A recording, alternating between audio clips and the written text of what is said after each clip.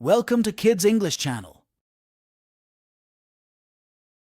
Today let's learn a story. Sunny's garden. Sunny and Ben are watering flowers and enjoying the sunny day. I love spending time in the garden, Ben. Look how the flowers are blooming. It's beautiful, Sunny. Your hard work really pays off. Sunny, Ben, I need your help. What's wrong, Dot?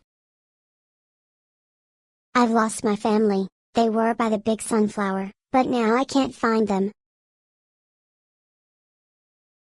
Don't worry, Dot. We'll help you find your family. The friends walk over to the big sunflower and start searching.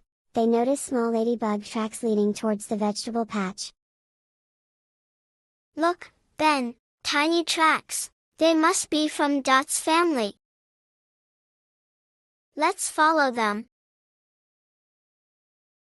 There they are. That's my family. I'm so glad we could help him. Dot's family flies over and gathers around Dot, expressing their gratitude.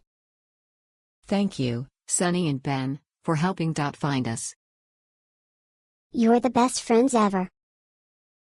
We're always here to help.